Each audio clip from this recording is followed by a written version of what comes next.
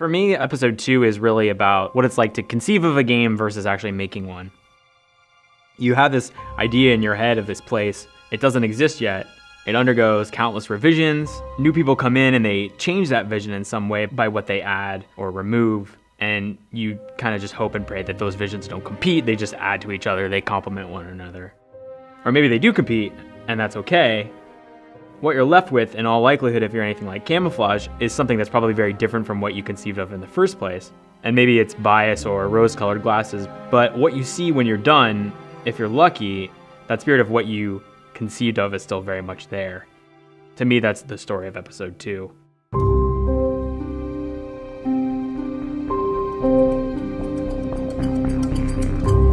Episode 2 actually started off as our vertical slice, which means it's the first kind of ship quality environment, space, gameplay experiment that we did as a team.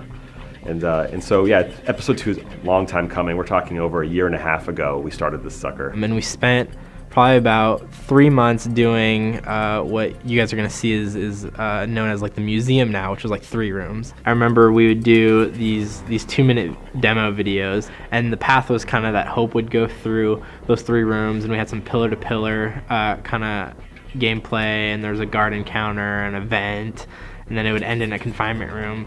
And we would just go through and like polish that like 2 minutes of gameplay, and my job essentially every morning was to get here before the team and play through the build. And in my opinion, it succeeded. I mean, it taught us everything we need to know from a shader standpoint, from a vert limit standpoint, from a designer like integration standpoint, how to work with designers for creating content. We cut a lot of our tech on that level. We cut a lot of our young talent at the studio, a lot of myself included, kind of got their first experience in the games industry on episode 2. Of course, later on, we added many, many more things. And this area, which at the time we thought was very much indicative in quality and polish of that final product, what we at the time thought was going to be this whole game, before we were episodic, before we were this huge project, that was only a tiny, tiny piece of what now is episode 2. And now we can see that the team has gotten a lot better. They've learned how to work in Unity. They've learned about the platforms. They've just become better artists, better designers. And the audio is great on it too. So it's just awesome to see that through this space, as we keep refreshing it and getting it ready for ship over and over again, that the team has really grown, and the team is really matured, I feel like. Once you walk into our first space, the library, you're going to see this huge grand reveal of this lobby. Obviously, hundreds of man-hours have gone into this space, creating it, really refining the look and feel of that space to make you feel like this is an important moment. It feels so quiet after hours. It used to be filled with books. It also does a significant amount of storytelling and set dressing. As you walk through it, it gets darker and darker. Like the interiors get darker, the lighting becomes more dim, it becomes more noirish and stuff. And I think that sort of parallels kind of Hope's awakening in episode 2. But I really, really like the contrast between this beautiful, sort of warmly lit, inviting environment and the really, truly awful stuff that we subject Hope to and that she has to witness. For this episode, I feel we've got more of a focus on developing who Hope is, her character, as well as other characters that are in the Metamorphosis world. So in episode 1, we had a lot of sort of setting up of a bunch of different chess pieces. We had Mireille, Derringer, the posthumous Zager, obviously Hope, and we see them only through their very kind of specific lens in a couple of scenes, and Hope in particular doesn't have a whole lot of personality. Now she's in a much more immediate sense of danger. She's escaped interrogation. She's kind of on the run. She needs to go see the librarian, and I think the stakes are going to get a lot higher, a lot quicker. For the very first time, the overseer or the headmaster is no longer just this voice that we're hearing over intercoms. He becomes a real person, and we see him, if only for brief glimpses, towards the end of episode 2. And he's sort of putting his minions to work. Things are being set in motion, and we're starting to gain a real sense of an appreciation also of the conflicts that exist between these characters whom we were only introduced briefly to in the beginning of episode 1. You know, Derringer, who we knew was kind of a hard ass maybe in episode 1, we actually see him murder another character, one of Hope's friends, and by showing that, I think, you know, we raise the stakes in a pretty significant way. At Camouflage, we sort of pride ourselves on having something like a flat structure. And it's allowed people in different departments to sort of to intermingle and work with other departments. And so, you know, I would write a cinematic and then get to work, you know, firsthand with Caitlin and Melissa and Kevin, the other animators, on sort of bringing these cinematics to life.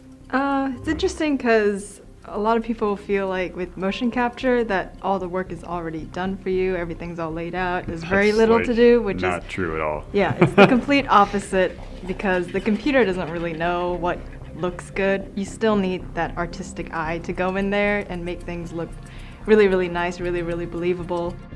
When you write a game script, as opposed to writing, you know, a movie script or TV script, you know, all those sort of nuances that you want to get out of your characters, you've got to get in post. You know, you're not going to get them on set. You know, the actor will go and record the VO in a booth, and then you have to build the scene from that. Ideally with mocap, but if you don't have mocap, then you kind of have to, you know, start from scratch, and that's what Caitlin had to do in many cases with the cinematics in episode 2. Well, in episode 2, when we started, the spaces weren't actually finished. I mean, for some of the areas that we had to have the cinematics happen, they weren't even thought of, like thought out. There was nothing. There was kind of a general idea, and I'd have to go in Maya and kind of build, you know, a couple walls and maybe a doorway and be like, well, that's kind of what it might look like, because I need something to base the characters around.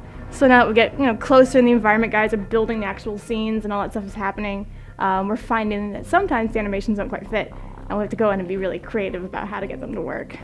Gave us an opportunity to build in all the subtleties of character performance that we wouldn't have gotten had we, you know, just filmed it or even mocapped it. All the little, you know, characters scratching their cheek or looking around the room while they're talking or whatever, make that meaningful and give us a story purpose to it, was one of the kind of the fun challenges of working with animation as a writer.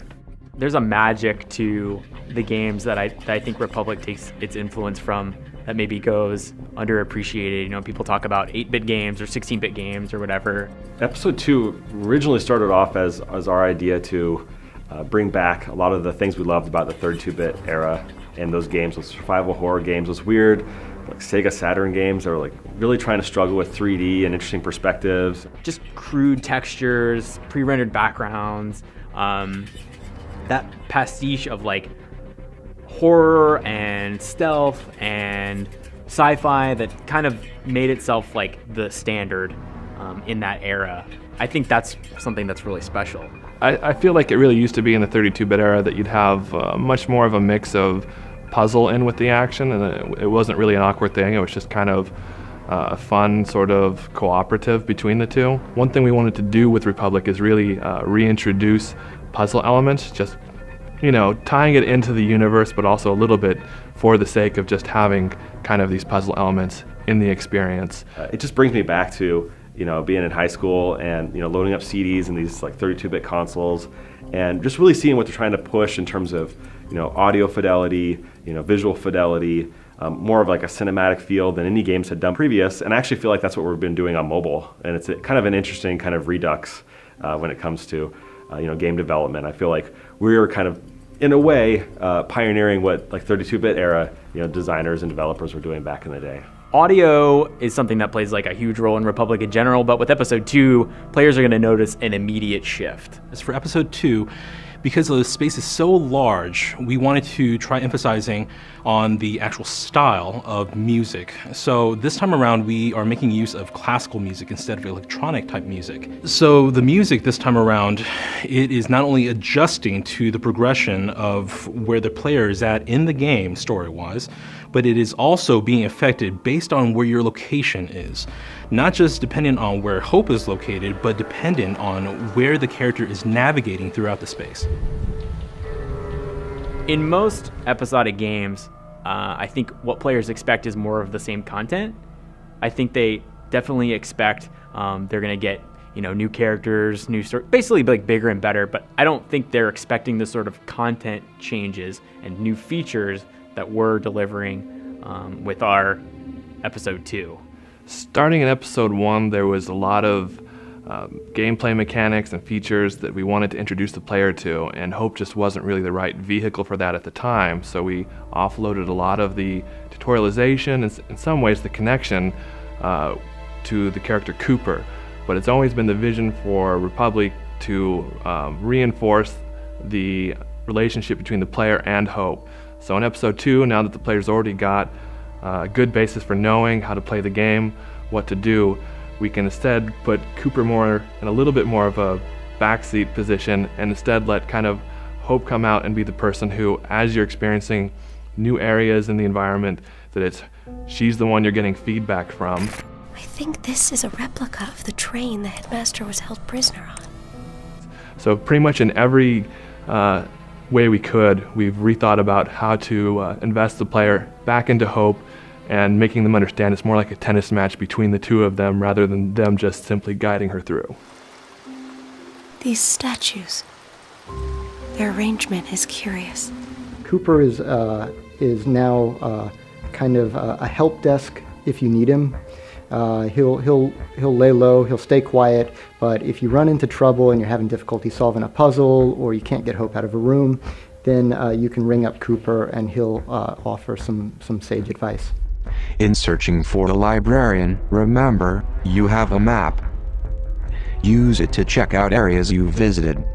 On paper, I think the thing that got me really excited about episode 2 was that we were going to break up the linearity of the previous episode and give the players a lot more agency and have just a lot more exploratory into this big open environment where they can kind of just send Hope and work with her and unlock a lot of these mysteries that we've been integrating into the story, into the environment.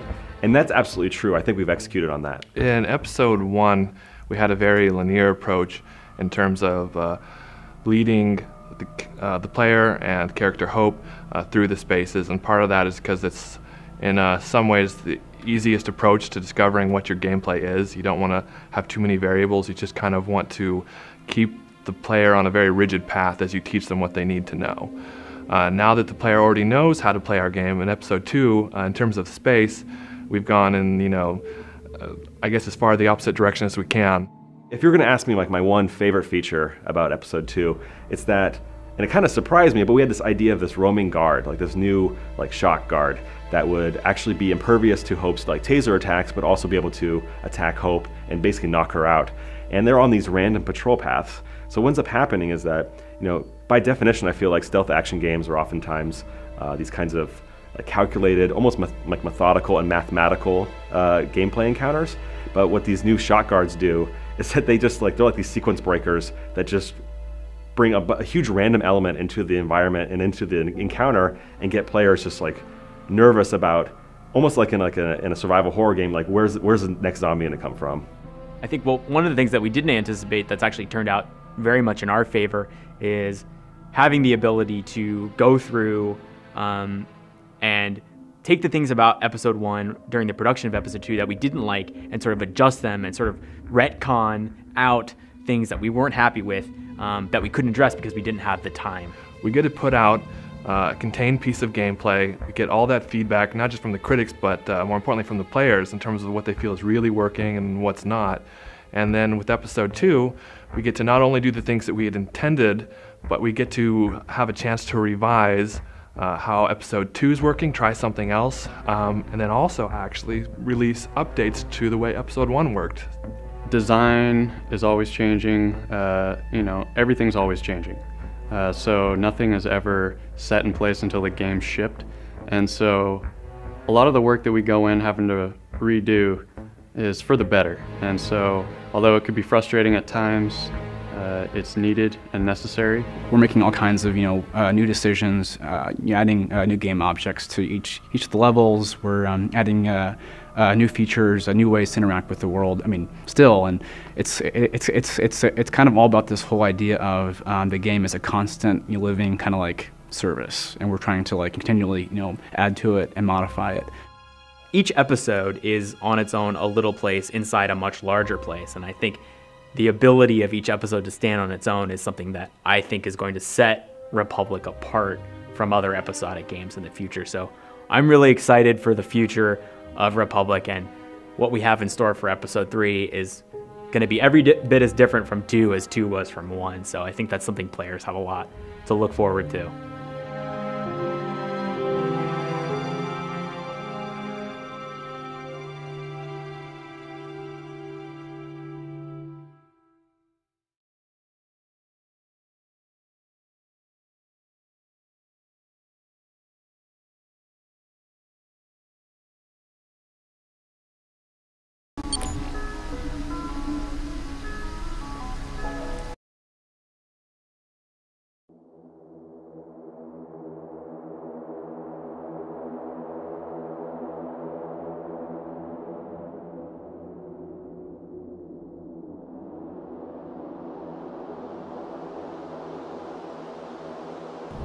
The interesting thing about episode 2 was that it was all about a library. It's pretty quiet.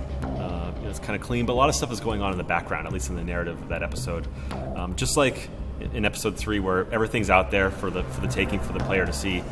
It's just like that within the studio as well. Total chaos every single day. This is, I think, the 3rd summer in a row, and I'm getting real tired of it. We need an AC unit that works, like really works. It isn't just this kind of like damp. Think sauna. Think arms sticking to desks, 93 degrees in Washington, which never happens. We've packed even more people in there. It's been hotter than ever. We have more fans than ever. There's, construction this time that's, about like 20 feet outside our window. There's literally probably about like a 45-minute period every day where like all the windows and all the walls and doors were just shaking. The team's getting pulled in 10 different directions on a week-to-week basis, whether it's developing for the Fire Phone or for PC or for Mac. I would describe it as kind of like controlled chaos. It gets to be a slog and a grind at times, but it's something that we all signed up for. I've gotten to the point to where I can just tune everything out, and if something, too much construction's going on or that, I can put on my headphones and just kind of be in my own world while I'm working on the game. Honestly, I feel like it's kind of making us a little closer because we can smell each other a lot more. It's more fun, actually. I think it's closer knit because now all the artists are just a little bit closer. It just feels more like a family than at least where I was sitting. It was much more spacious, and you can get lost and you work easier. But it's a lot more crowded. Yeah, when we worked on episode 2, we dusted off the vertical slice and got that to ship quality, and I thought that might be the last time as a team that we would take something that's pre-existing and just start from scratch like we did with 2. Yeah, we did the same thing with 3. While that sounds pretty radical and maybe not the best use of time, it actually, to me, shows that the team's got a lot of passion for what they're doing. We kind of all unanimously decided that we would start from the ground up. We would say, you know what, no, we're not going to tie ourselves to kind of like these old story ideas, these old environment ideas and stuff. In terms of the physical form of the level, it changed a lot, but the general idea of the way in which we were partitioning the level into these sections, and I think a lot of that still stayed the same. Before we had these spaces, but we didn't entirely know what was going to fill them, and then once I believe it was Ryan Payton actually came up with an idea for the main crux of the space, we understood how the environment could better support that, and so we made those changes. We pretty much came up with 5 or 6 new pretty different areas that we concepted, gray box, set up encounters and designed pretty rapidly. Overall, the whole design team actually split up episode 3 between them, and we each got our own slice and to kind of, prove the features we wanted to do or test out things, encounters that we wanted. I started thinking about video games like Night Trap and movies like Cabin in the Woods, and this idea of this whole area that's half double-sided glass, half sort of Houston mission control area, and sort of came up with that space that you see when you enter the last third of the game. Personally, I had the Morning Bell space, and so this is kind of like the space where it's Maddie's domain. It's where all the staff writes kind of the news articles or the more dishonest propaganda that the overseer has them put to work for. I think design's kind of begun to understand the art pipeline more, and that's helped us to make choices that I think relieve a lot of the frustrations they were probably feeling from a little bit of a chaotic pipeline previously. Better design understands art, and the other disciplines, the better kind of everything sort of flows. So this episode, we've finally begun to apply a lot of lessons learned, and I think it's made the whole thing go much smoother. The designers were working in tandem with us. They were being very flexible. If we said like we can't achieve this because like hardware limitations or we just not enough time, they were able to very quickly adjust their process, their pipeline, their story, their progression through the entire experience based off of like our restrictions, and that was extremely helpful. Been a lot of sacrifices. I've had to see kind of like my baby cut up over time, and we go from like these huge spaces that are maybe a little excessive to now what I think is actually feels like a really, really great space, but it's a fraction of kind of like what it was originally.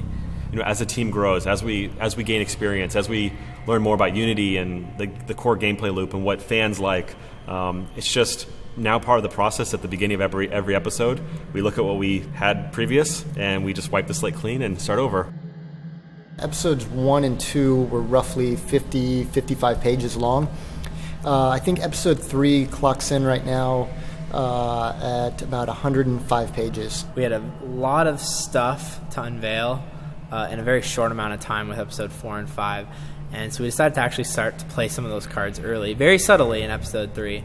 Hope is at probably her lowest point that we've seen her so far. At the beginning of the game, she just wants to escape, but as she learns more and more about her captors and the other people, her friends and stuff, the other precals that are trapped in this world, she begins to care more about their safety and their escape than even her own. Now very probably traumatized and a little distressed about kind of like the events that have played out and what exactly she's actually kind of been playing a part of now with her kind of like new alliance with Maddie. I'm just really proud of the team kind of thinking out of the box in terms of how to tell the narrative through environment.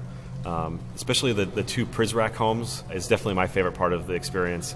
Because again, I think it's unexpected. I want to surprise the player. Yeah, we thought it was really important to sort of get out of this windowless world that is Metamorphosis and actually see how it relates to our world, to the real world. We wanted to really try to create like a moment for players to feel like Hope might have a reason to like question everything that's going on, question their relationship with you as a player. The whole idea of like freedom, but at what cost, is sort of an ongoing theme of the game, and it certainly relates to Hope's situation. Well, episode 3, when we were working on it, we knew it was going to kind of feel like Intelligentsia that we've already established, but we were struggling for a while with. Luckily enough, we ended up bringing on an old colleague of mine, Andre Roux, and he just like started to dig around. He was heavily influenced by a lot of other games that were doing physically based rendering at the time. And after several iterations, we ended up creating this new world, this new aesthetic. We have a lot of metals, sleek metals. It feels very corporate America. What you're seeing when you enter the episode 3 space is you're actually entering and exiting several different areas in this like ever increasingly large facility. The most exciting part for me was like the early stage. When you're very first starting, at least for the way I tend to build, it's kind of unclear whether or not this is going to work, whether it's going to be fun, whether any of it's going to come together at all. And we measured out all the spaces in Unity, how all the rooms are going to be. We went to a big open space and just kind of taped it all out so we could really plan the mocap shoots in the space that they're going to be in 3D for all the actors. Episode 2 we had the cocoon, the big library.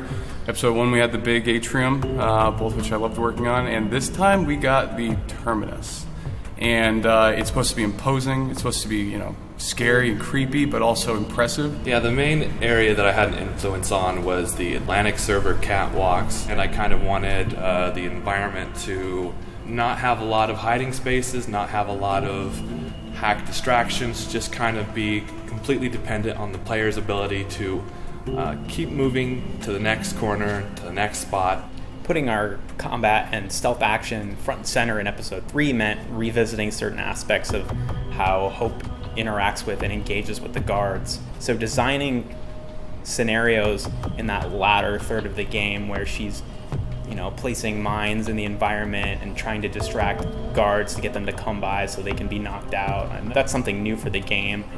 Well, my personal baby for episode 3 is the Maddie Sade cinematic. Because not only have I been skin weighting and rigging the Maddie Sade character, but I am putting together and polishing that whole scene. And so that whole scene, I'm very attached to it. A lot of us are getting more comfortable with the process and the production pipeline, and so it's encouraging us to take more risks and try new things. If there was one thing probably in this whole episode that kind of threw a curveball at me, it was these damn lily pads. I would say the art guys are really big on bringing some life to the scene, especially movement. I have never done it before. I had never animated before, really. And I spent all damn day on these stupid lily pads that I am in love with now, and I hope everybody that sees them loves them too. If you find it and you like it, and you see them moving and animating all like lily pads in the water, send me a tweet. The lily pads? Yeah. There are lily pads in reception? Yeah, you haven't seen those lily pads? I don't think so, no. All right, never mind. Cut. Episode 3, in my opinion, has been our best landmark that we've hit. And I think we have nailed it right on the head, and I cannot wait for people to see what we've come up with. The future is very bright for Camouflage. I think what we have planned for episode 4 is completely nuts, and I think exactly what we need to do as a studio. Republic is about to get ungodly weird. Episode 4 is going to be a major departure from the structure of the first 3 episodes, from I think from a gameplay standpoint it'll be a departure, and certainly from a narrative it'll be a departure. I'm, experiencing it almost along with the players. So for episode 4 and episode 5, I don't know where it's going. So part of the fun of each episode is getting that story and kind of getting to see it develop. What we do have in store for episode 4 is going to be something that I don't think fans are expecting. It's definitely not going to be more of the same. And I think by now we've established that with each new episode, it's best to expect the unexpected.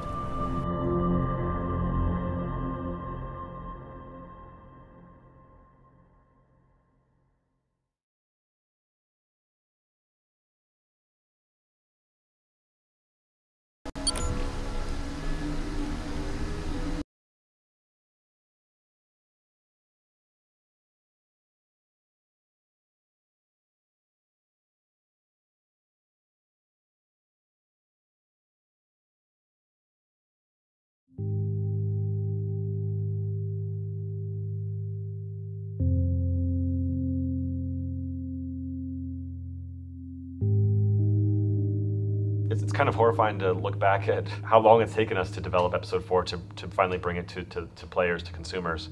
We shipped episode 3 to, I think, a really warm response, and as a team and as a group of creators, I'm really proud of episode 3 in particular. And but on the business side of things, I was not satisfied with what we did. And in fact, it really forced us to really rethink about what we need to do as a studio to stay alive. So we remastered the whole game in Unity 5. And then we had to find a publishing partner to help us realize the final episodes. So even though we're in this new office, which is really beautiful and great, it's just even more chaos is going on every single day. And I think if you play the game, maybe you can see that the team was being stretched in a lot of different interesting areas over the course of 12 months. Episode 4 has taken the longest to create, in large part because we knew from the beginning that we wanted to break from the mold that we created in episodes 1 through 3 of Republique. Unfortunately, we didn't have a good idea on that day 1 in terms of how to do that. Episode 4, more than any other episode, was a situation where the team was very much left to their own devices. With episodes 1 through 3, as time went on, Ryan became less and less involved himself day to day with the production of the episode because of the business demands of running a studio. And that was all fine because we were iterating on a proven formula. With episode 4, we kind of threw everything out the window and then we're left to sort of pick apart the pieces and put them together ourselves.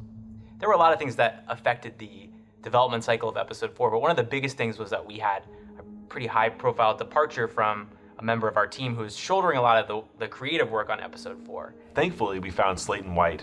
Slayton came in, made the episode his own, and the flow of the episode, everything just really functions perfectly. He's a very designer-minded, very logical thinking type of designer. And I think that's what this very amorphous, meandering episode really needed. Episode 4 is the first time I'll be with the team developing, and I think that actually lent really well to the episode because I didn't have any former thoughts on how to do things or how it should play. And we went through a whole bunch of, not bad ideas, but ones that kind of didn't fit the themes and didn't fit what Republic were about, including mechanical dogs, which we were calling DARPA dogs. I had always been talking to Brendan about this idea that I wanted to have this DARPA dog, or I want to have these animatronics that would roam around the garden and basically just viciously destroy Hope as you're going through this experience, to really double down on this whole survival horror, make it the most scary, I think, unsettling episode yet. And I think the team freaked out a little bit when we actually got, you know, dev and design and animation, everyone down. The idea of like going from two-legged animations and kind of characters and AI stuff to four-legged was kind of a little bit of a nightmare for them. I remember one phone call in particular I got from our team in Seattle. I was actually in Japan working on this deal with Gung Ho, and I was pitched this idea about how Hope would be wearing this mask, or all these children would have these different masks, and they'd be playing hide and seek, and that's what the game's really about.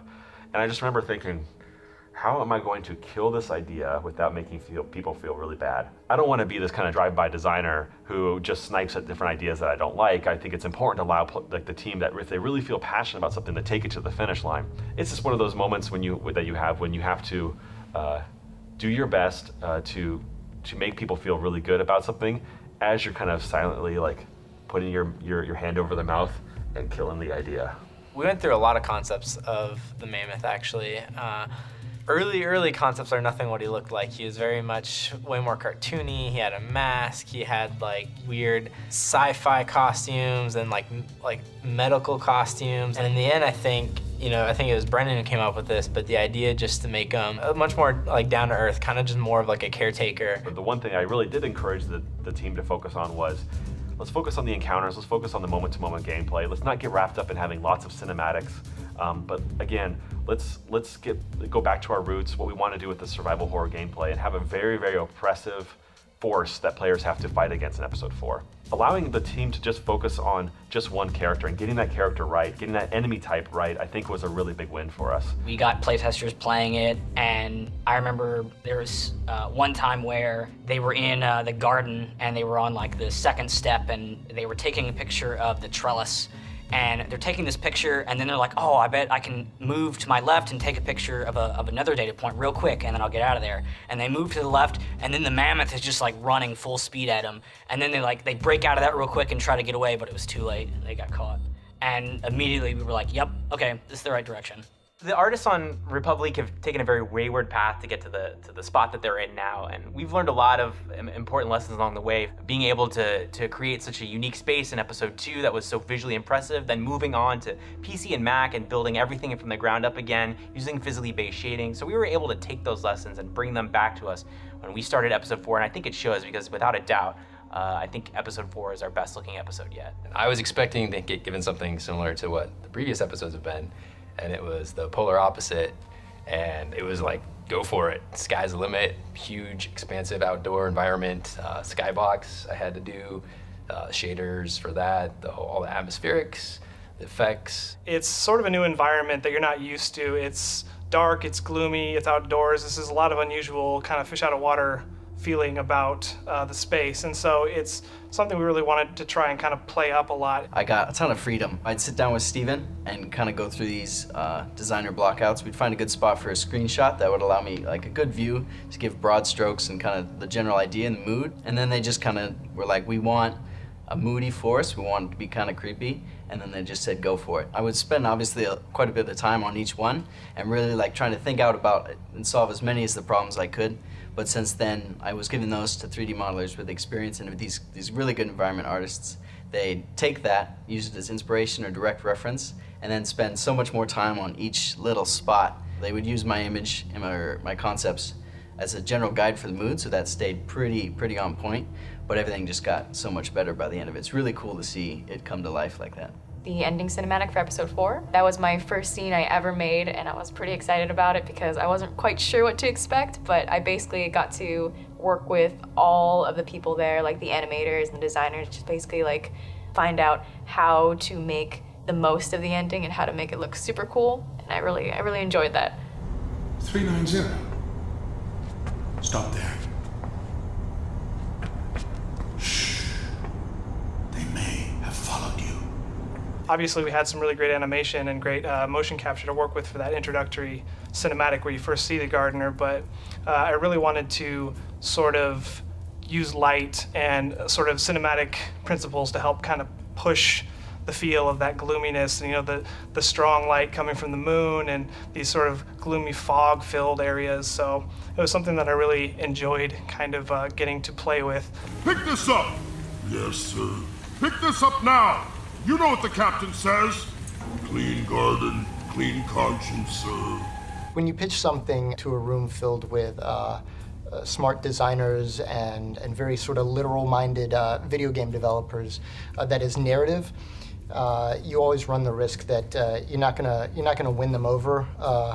You gotta win over the head more than the heart. What we came up with was an escape from the grave, basically. He literally crawls out of the ground like the undead or like a zombie. And I thought, oh, this is gonna play so well with the rest of the team. And of course, I walked into a room filled with devs and designers and our sound guy in particular, Dave, and pitched to them, and they all just sort of looked back at me, blank-faced, and I think I remember Dave just kind of shrugging, going, "All right, well, if you're gonna do it that way, fine, but don't f it up."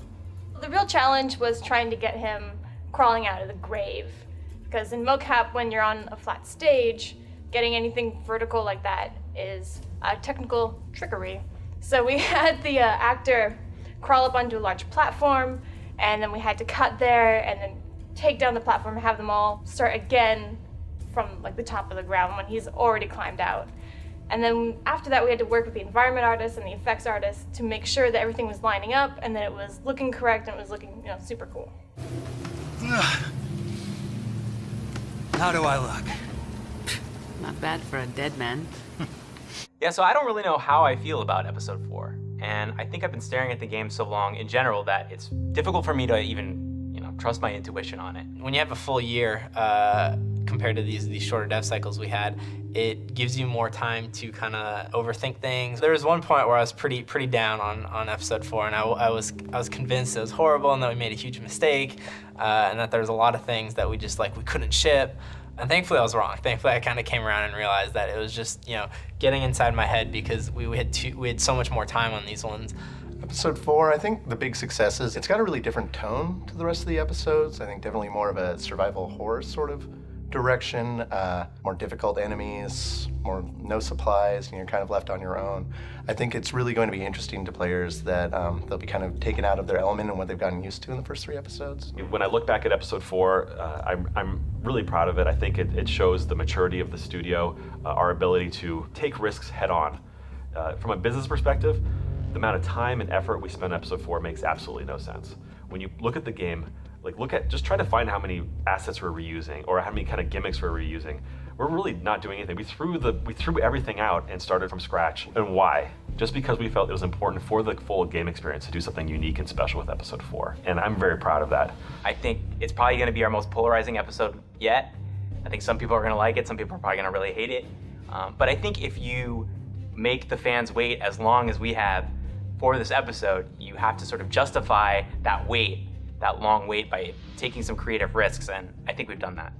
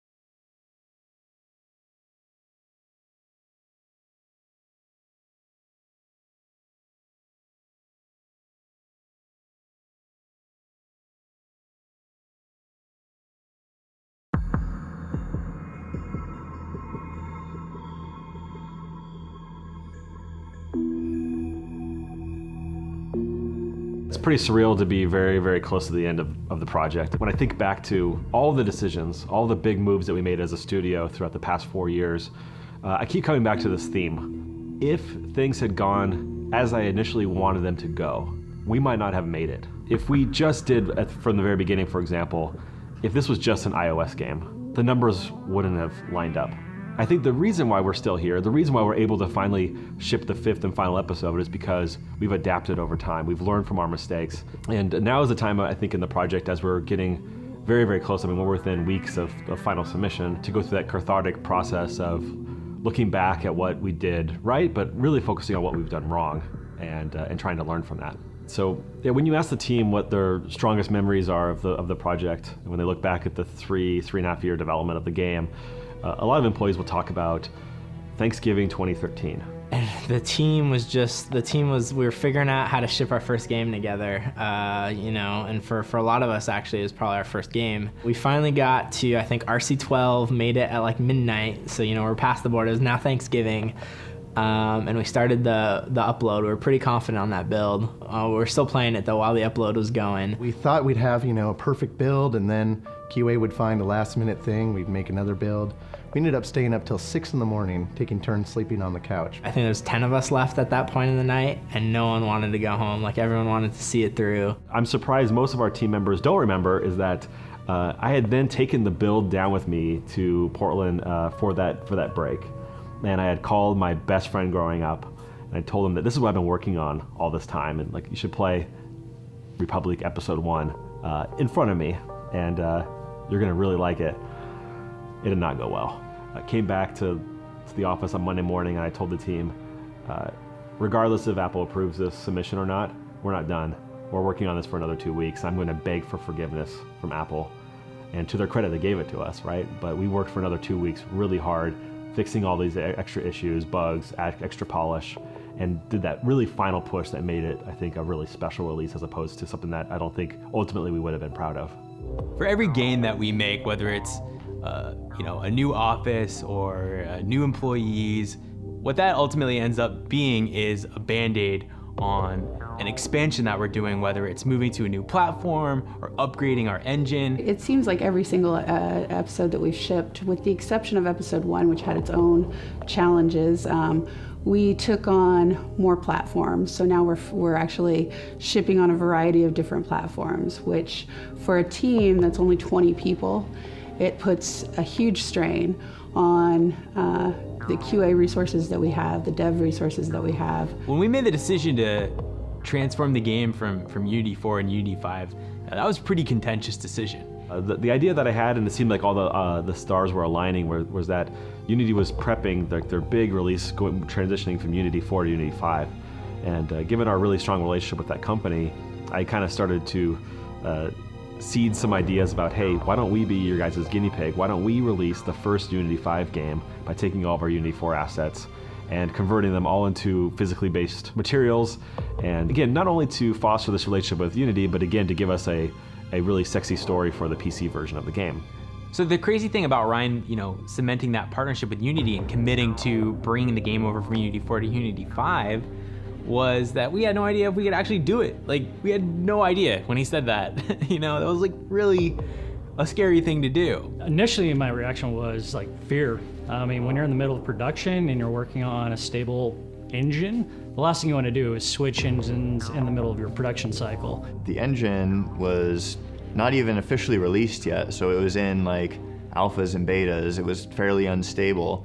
And we came back with something absurd, like almost like 9 months of reauthoring all the content, and we knew we had to ship on PC within about 3 months. So we had to reauthor the entire game pretty much from scratch. The brand new textures. We had to reverse engineer a lot of our mobile content because we had to optimize a lot of it, so we had to figure out a way to get back all of our source content. Even to this day, we're about wrapping up episode 5 on PC and mobile, and the blessing or curse, depending on how you look at it, by having a single pipeline is if you make a mobile update, you could be breaking your PC, PlayStation 4 content. And then if you make a lighting update, you could be breaking your mobile content and vice versa. It was just a huge, humongous task for the art team, who my heart goes out to them for having to figure out, and the devs as well, having to figure out how to get this game back on mobile when we shipped episode 4. And in a way, it was like doing that conversion all over again from Unity 4 to Unity 5. We were kind of de-engineering all the work that we had done. But I knew that the team could overcome challenges. I knew that the team, you know, that they're there to kind of balance out my eternal optimism. And so I think I got enough stakeholders to basically nod their heads in agreement that yeah, we could probably pull this off if we work really, really hard. And that's just enough for me to basically sign a deal. That's all I need to hear. I think one of the coolest things about Camouflage, one of the things that I like, is that so much of our talent came, promoted from within. We have a handful of veterans on our team who've been really valuable, but a lot of the people that are in, positions where that might be considered like leads in other studios are people who started out here as interns, myself included. When I started here, I had no experience in the game industry. I had been bartending and waiting tables for 14 years. As an intern, you don't really know that much about like the code base, and you're still learning, right? You're still in school. So you have to ask a lot of people for advice and guidance on like the best way to go about doing something in this foreign code base. But over time, you start to develop more experience, and you feel more comfortable and more independent. Midway through the project, we had one of our senior engineers leave the company. So then it kind of fell on me and another really good programmer, Eric, who also started out as an intern, to kind of pick up the slack and help ship the game. And it's given me a lot more responsibility than I ever really thought I would have had at this point in my career. And I've definitely developed, I guess, a lot of expertise that seems very surprising that I could have done this much in this amount of time. I myself started here in QA. I did design on the last 2 episodes. There's a lot of ways that we grow in the company, but every time you grow, you're tested again. I just think it's become part of what Camouflage culture is all about, is having a good balance of industry veterans and of young talent to keep everybody honest. And I think that they help us stay cool, stay fresh, stay hip to like what's going on, and also just be what young people should be doing, like questioning authority, I think, to a certain degree. So one of the big challenges with episode 5 wasn't necessarily even episode 5 itself. It was mainly that it was the first time the design team had split up, and we were tackling both episodes 4 and 5 at the same time. So there's long periods of time where Sladen and I would be on episode 4, and Feji was kind of like the one-man show on episode 5, holding down the fort, pushing forward, the cinematics and the gameplay. Really, the onus was on Feji to make sure that episode 5 delivered early on, and to his credit, he had an incredible scope for the episode laid out, from day one. Really, the big challenge in episode 5, from I think a design standpoint, was making sure that those 2 unique paths, those 2 branching paths that players are allowed to choose at the beginning, both communicated distinct, unique flavors of gameplay and story in each of them, but also felt equally satisfying no matter which one you took. If I remember right, we had like the Zegger path figured out very early on, but we actually struggled kind of like for a while with the Mirai path, and that one kind of came online, I would say 3, maybe 4 months like after the Zegger path did. We always had it there, we always knew it was going to be there, but really like the whole process of investigating people and exonerating them for like these false charges Derringer had kind of like put upon them didn't come until pretty late in the process. Leading up to the development of episode 5, there was a lot of heavy lifting that myself and Brendan Murphy had to do. And that's because, more so than any of the previous episodes, episode 5 had to connect all of these threads that we had been creating for the past 3 or 4 years. So it was a lot of meetings, dozens and dozens and dozens of hours, sitting down with Brendan and Nathaniel, trying to figure out how we're going to connect all these pieces. And then also from a design perspective, bringing in Feji to go, okay, what's even possible in this time frame that we're talking about? From a production standpoint, actually, from where I'm standing, episode 5 was probably the easiest, because we took a lot of the systems that we already had, a lot of the environments we already had, and then we just add a new fresh coat of paint on them. So for me, episode 5, I got to kind of look at it as almost as a fan. I was like kind of excited that if I'm only even seeing it once a week, I can kind of just see how it's marinating, how it's ruminating, and becoming this thing that no matter what, it has to be awesome. It has to be great. It has to be a satisfying conclusion to this saga, not only for the fans and the players, but for this team.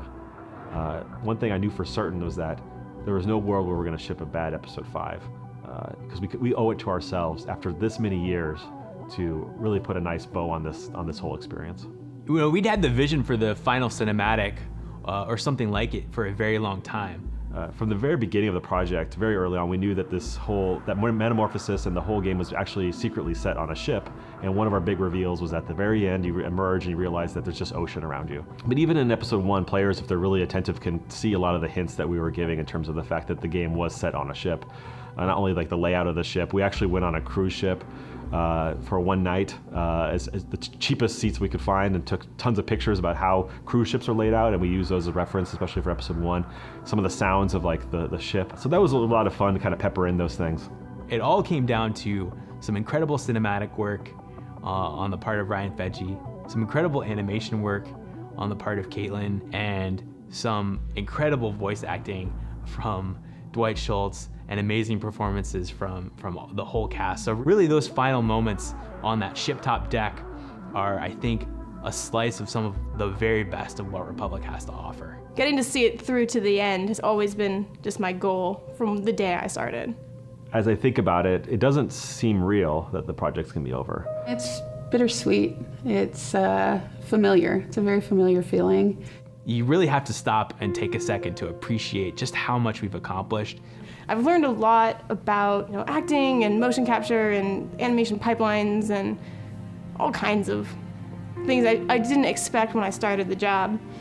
And so as we're wrapping on it, I'm just like, yes, we did it. We completed the game. It was an amazing experience. I'm incredibly proud of Republic. I think it does really important things. I feel really proud of like what the team's accomplished, and kind of even on a personal level, having kind of come in, not having worked on a game before, and then kind of having all these like things kind of thrown on my shoulders. At the same time, you're kind of relieved to be working on something new, because you've been working on this for so long. And I've never really started a project from the ground up before, so it'll be a challenging experience, but I look forward to it. I think the entire team, as tired as we all are, as exhausted as we all are from the experience of Republic, we can't wait for what's next.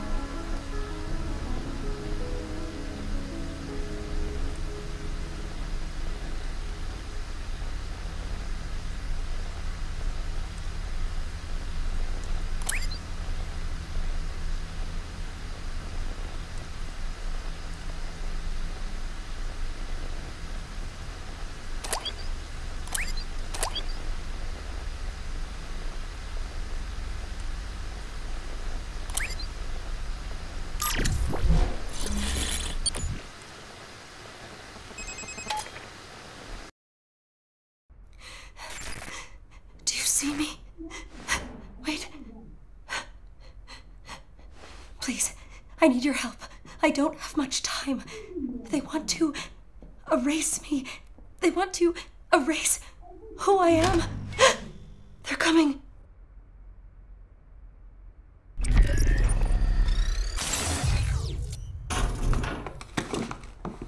Who defaced the pages of this manifesto? This is a disaster. This is poison. Who fed you this poison? It was the librarian, wasn't it? That snake. How did nobody see these being distributed?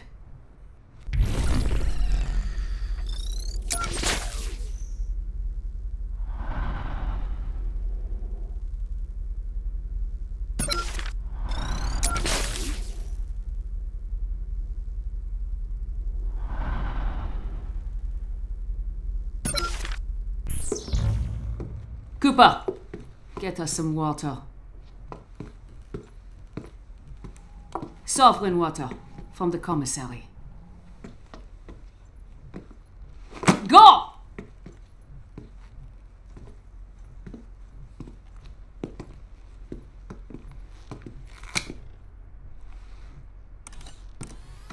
Where is it?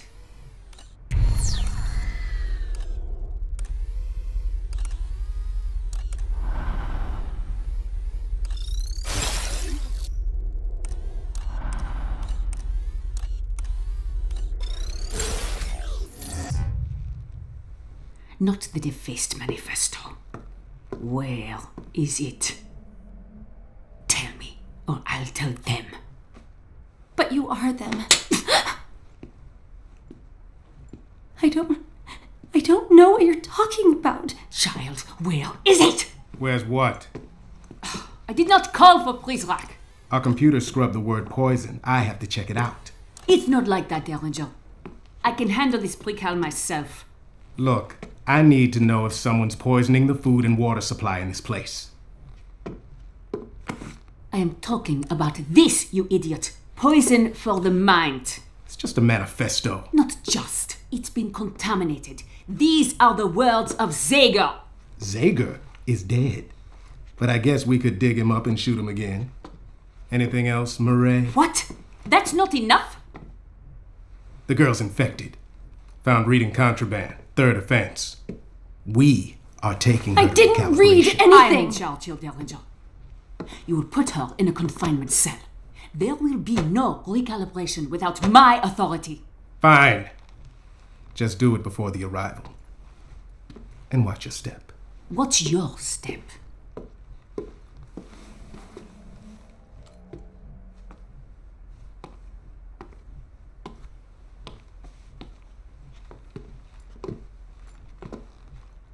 You ever shut up?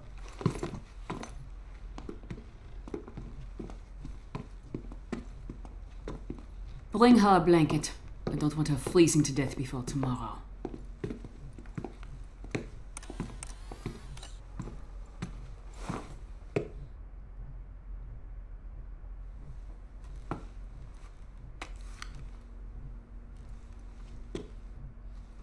Hurry up!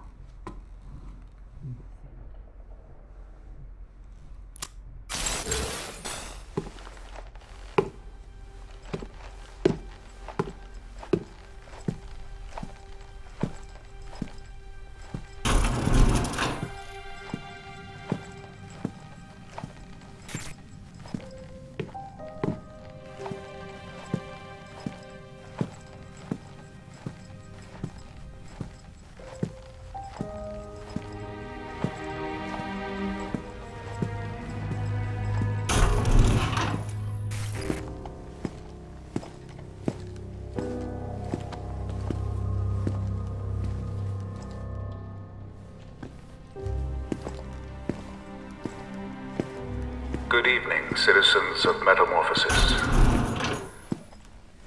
As we make our final preparations, we must be extra vigilant.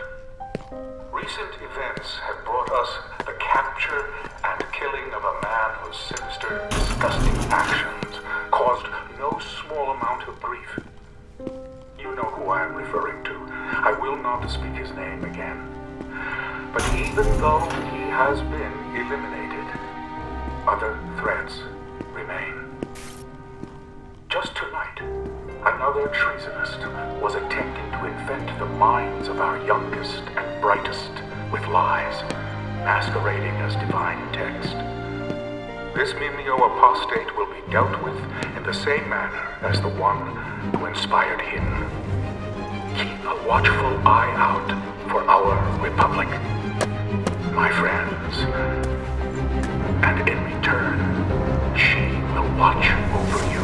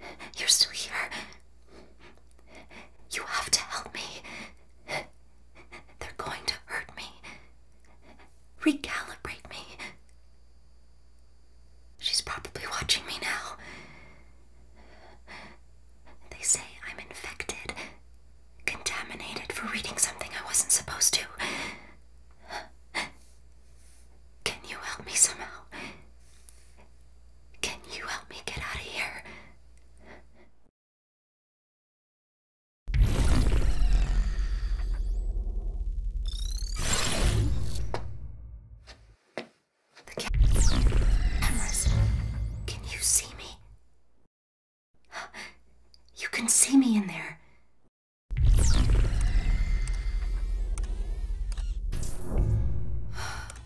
Yeah. What's the difference? There's no way you can help me from there. You're just another pair of eyes watching me.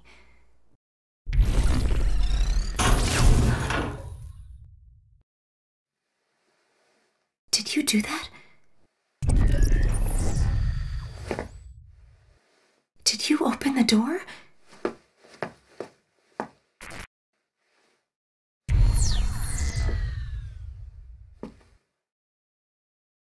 I don't know who you are or how you're doing this, but somehow you found a way into this place. Can you help me find a way out? Okay, let's go.